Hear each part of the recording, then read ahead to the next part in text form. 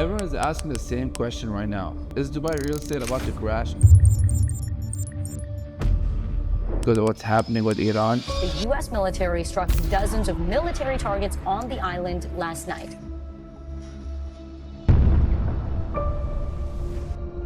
Strikes have been reported on multiple bridges, killing at least 2 people, according to Iran state media. If you got money in this market or you're thinking about putting money in, you need to watch this video because I'm going to tell you the full story. Not just the scary headlines, but what the data says, what the Dubai government is actually doing, and why some of the smartest investors in the world are looking at this moment very differently.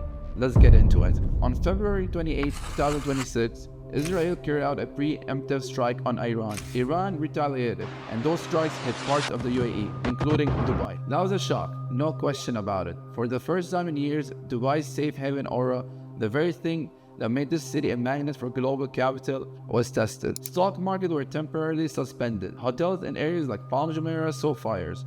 Dubai airport was impacted, and yes, there was fear. But here's what I want you to understand.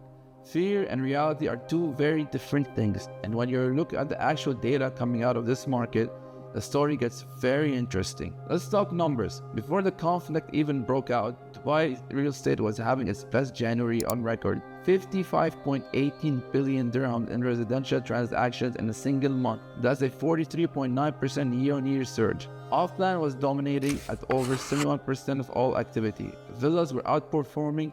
Prices were appreciating at around 20% annually. Now fast forward to Q1 2026, which includes all the conflict weeks, and total sales for the quarter came in 176.7 billion dirham across nearly 48,000 transactions. March alone, in the middle of all this, saw over 10,300 off-plan transactions worth 31.2 billion dirhams. Yes, the financial market index for real estate dropped sharply in mid-March, but physical real estate transactions, they held.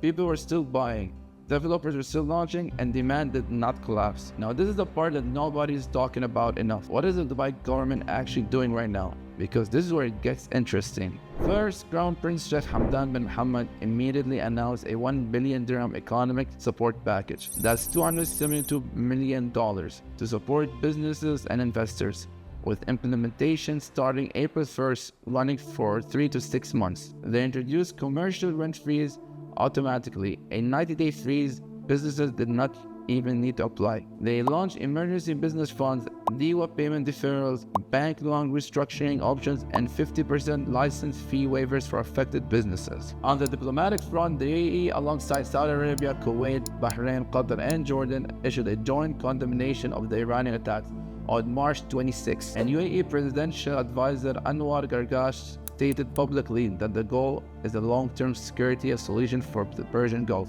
not just a quick fix. As of right now, April 6th, the US, Iran, and regional mediators are actually working on the framework for a 45-day ceasefire. A Pakistani brokered plan is on the table proposing an immediate ceasefire followed by broader peace talks. This market is not being left to drift. The government is injecting confidence at every level. Here's the thing people keep forgetting. The Dubai government was already executing one of the most ambitious economic agendas in the world before any of this started, and they haven't stopped. The D33 Economic Agenda targets 8.5 trillion dirhams in economic activity by 2033, doubling Dubai's GDP. That means 100 major transformative infrastructure projects, 140 kilometers of new metro lines, a population target of 5.8 million, 800,000 new residential units, and 1 million new jobs. Dubai South is expanded for aviation and logistics. Innovations districts are being built for AI, blockchain, and space tech. New Grade A office supplies, sustainability-led developments commanding to 15 to 25% value premiums. And the Dubai Land Department, even during all of this, launched phase 2 of its real estate tokenization project in February, enabling resale of 7.8 million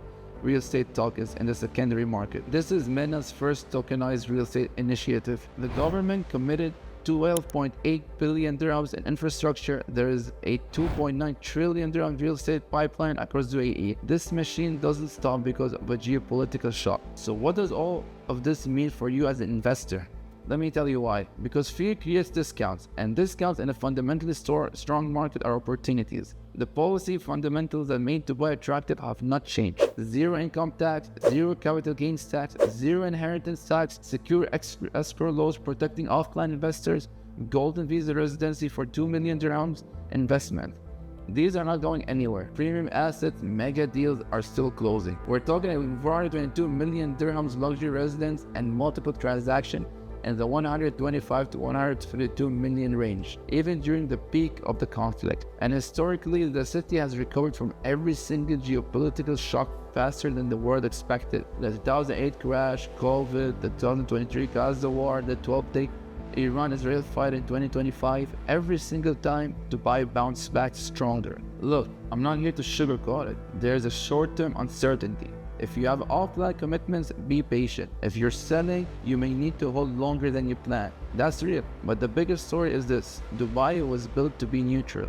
Business first city. Its leadership knows how to navigate geopolitics. They are spending money right now. They are diplomatically active and they are building the city of the future, regardless of what's happening around them. A ceasefire is actually being negotiated.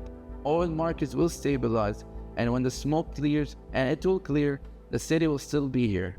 Bigger, bolder, better than before. If you found this useful, drop a comment below. I want to know, are you buying, holding, or waiting? Hit subscribe, and I'll keep bringing you the real analysis that no one else is giving you. See you in the next one.